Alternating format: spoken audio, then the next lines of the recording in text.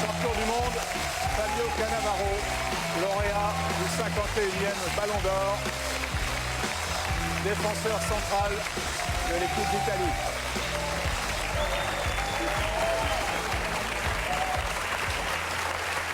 Bravo. Alors, Gérard, vous transmettez la coupe à Monica, qui va la remettre à Fabio.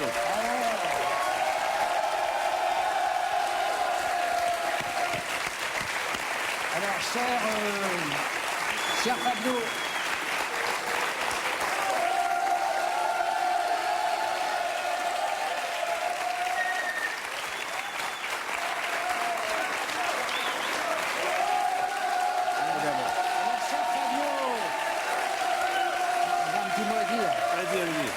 cher Fabio Cannavaro, au nom de la direction de la rédaction de France Football, je suis très heureux d'avoir à vous remettre ce Ballon d'Or France Football 2006. C'est le 4e Ballon d'Or attribué à un défenseur, après Beckenbauer 2 fois et Matthias Sammer 1 fois. Mais pour autant que Sammer et Beckenbauer étaient des milieux de terrain recyclés défenseurs, votre Ballon d'Or est le premier qui consacre un vrai défenseur. Donc c'est un Ballon d'Or historique. C'est la raison pour laquelle c'est Monica qui va lui remettre. De l'histoire. Oui. Voilà, je vous demande de m'aider à lui remettre. Voilà.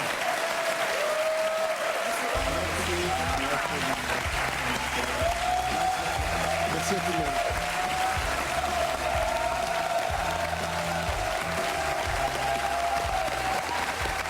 Alors on est ensemble jusqu'à 19h50.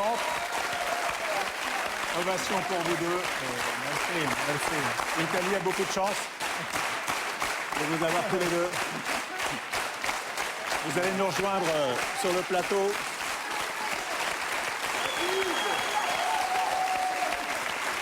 On va regarder un portrait de vous qui est fait par Grégoire Margoton du service des sports de Canal et on se retrouve là.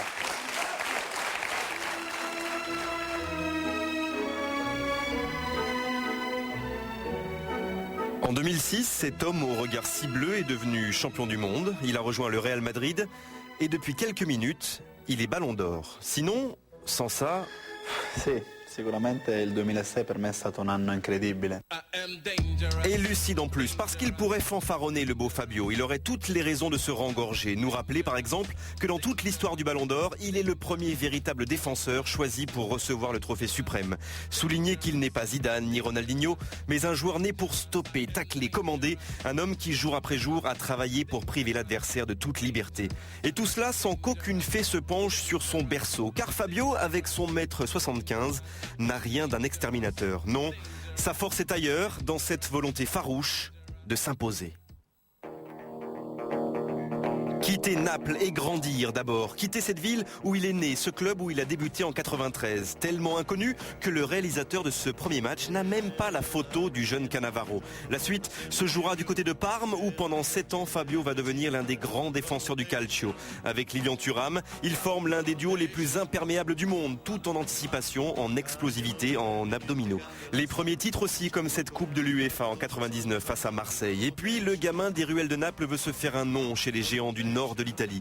2 saisons à l'Inter de Milan, puis 2 saisons à la Juventus de Turin. La Juve, où il va enfin connaître le bonheur d'un titre de champion d'Italie. Trajectoire rectiligne d'un homme qui, malgré sa petite taille, peut marquer des buts en haute altitude. Trajectoire parfaite jusqu'à 2006, jusqu'à cette année bénie.